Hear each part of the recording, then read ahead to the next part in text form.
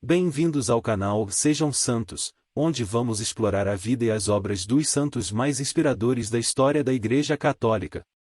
Nós vamos compartilhar suas histórias, seus ensinamentos e seus exemplos de virtudes, esperando que possam nos inspirar a viver de acordo com os ensinamentos de Cristo. Então, se você quer aprender mais sobre esses santos e descobrir como suas vidas podem ser caminhos que nos levam a Jesus Cristo para nós hoje, inscreva-se no nosso canal e deixe o seu like. Inscreva-se hoje mesmo, divulgue nosso canal a seus amigos e comunidades e nos ajude o nosso canal para que possamos alcançar mais pessoas na divulgação a conhecer mais a vida dos santos. Onde a santidade é uma jornada diária. Faça parte dessa comunidade de busca pela santidade.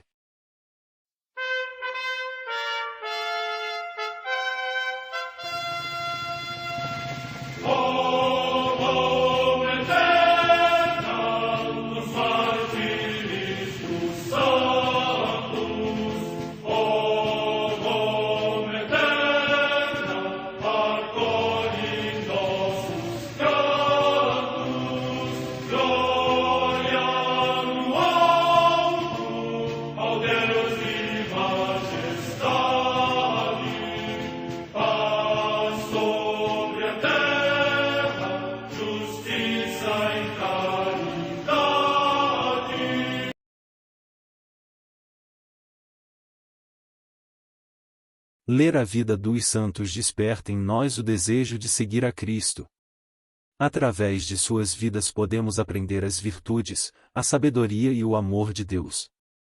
Cada santo nos oferece um modelo de vida a ser imitado, como diz São Paulo na carta aos Hebreus, capítulo 12, versículo 1. Estamos rodeados por uma nuvem de testemunhas. A Igreja foi fundada por nosso Senhor Jesus Cristo não apenas como uma instituição, mas uma autêntica família. Os santos mártires, confessores, doutores, as virgens, os santos pastores e todos os demais santos são realmente nossos irmãos que nos precederam no caminho da fé e já estão no céu, para onde também iremos nós, pela graça de Deus. Portanto, sede santos, assim como o vosso Pai Celeste é santo. Mateus capítulo 5, versículo 48. Hoje, dia 30 de setembro, celebra a Igreja a vida desse grande santo, São Jerônimo, presbítero e doutor da Igreja. A Santa Madre Igreja celebra também nesse dia os santos. Em Piacenza, na atual Emília-Romanha, região da Itália, Santo Antonino, mártir.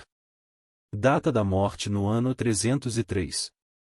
Em Soleure, no território dos Helvécios, na atual Suíça, os santos Urso e Vítor, mártires, que, segundo a tradição, pertenceram à legião tebana. Data da morte no ano 320. Na Armênia, São Gregório o Iluminador, bispo, que, depois de ter realizado grandes trabalhos, se retirou numa caverna junto à confluência dos dois ramos do rio Eufrates e aí descansou em paz. É considerado o apóstolo dos armenos. Data da morte no ano 326. Em Marsella, na Provença, atualmente na França, Santa Eusébia, virgem, que desde a juventude até a velhice foi sempre fiel serva de Deus. Data da morte no ano 497. Em Cantuária, na Inglaterra, Santo Honório, bispo, que era monge romano quando o Papa Gregório Magno enviou como companheiro de Santo Agostinho para evangelizar a Inglaterra, a quem sucedeu nesta sede episcopal. Data da morte no ano 653. Em Nusco, na Irpínia, hoje na Campânia, região da Itália, Santo Amado, bispo. Data da morte no ano 1093. Em Roma, São Simão, monge, anteriormente conde de Crépy, na França, que, renunciando à pátria, ao matrimônio e a tudo, escolheu a vida monástica e depois a vida eremítica nos montes do Jura, chamado muitas vezes em servir como legado de paz para promover a conciliação entre os príncipes, morreu em Roma e foi sepultado na Basílica de São Pedro. Data da morte no ano 1082. Em Dai, na França, Santo Esmidão, bispo, que, movido pelo seu grande amor aos lugares santos, fez por 2 vezes a piedosa peregrinação a Jerusalém. Data da morte no ano 1115. Em Pésaro, no Piceno, hoje nas Marcas, região da Itália, a beata Felícia Meda, abadesa da Ordem das Clarissas. Data da morte no ano 1444. Em Roma, São Francisco de Borja, presbítero, que, depois da morte da esposa, de quem teve 8 filhos, entrou na Companhia de Jesus, abdicando das honras do mundo e das dignidades eclesiásticas, foi eleito superior geral da ordem, sendo memorável pela sua austeridade de vida e espírito de oração. Data da morte no ano 1572. Num barco-prisão ancorado ao largo de Rochefort, no litoral da França, o beato João Nicolau Cordier, presbítero e mártir, que, depois da extinção da Companhia de Jesus, continuou a exercer o ministério sacerdotal na região de Verdun, até que, durante a Revolução Francesa, pela sua condição de sacerdote foi encarcerado na sórdida galera, morrendo de enfermidade e inanição. Data da morte no ano 1794. Em Lanzo, localidade próxima de Turim, na Itália, o beato Frederico Albert, presbítero, que era pároco e, para socorrer os indigentes, fundou a Congregação das Irmãs de São Vicente de Paulo da Imaculada Conceição. Data da morte no ano 1876. Em Lisieux, na França, o dia natal de Santa Teresa do Menino Jesus, cuja memória se celebra no dia seguinte. Data da morte no ano 1897. São Jerônimo, presbítero e doutor da Igreja. Sofrônio Eusébio Jerônimo é o nome completo de São Jerônimo. Nasceu em Estridão, atual Croácia. Não se sabe a data exata do seu nascimento, estima-se que seja por volta de 347.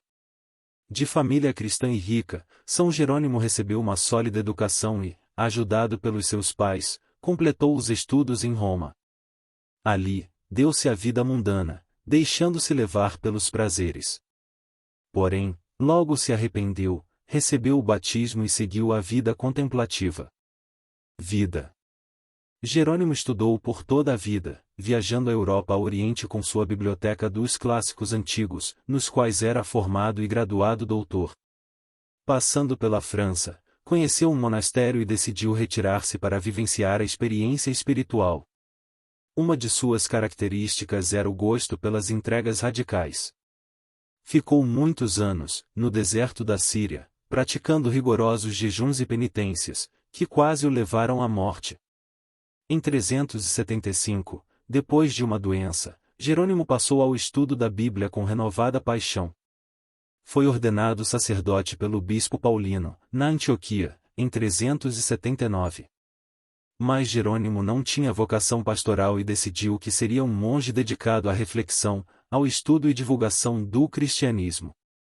Primeira tradução da Bíblia para o latim. Chamado pelo Papa.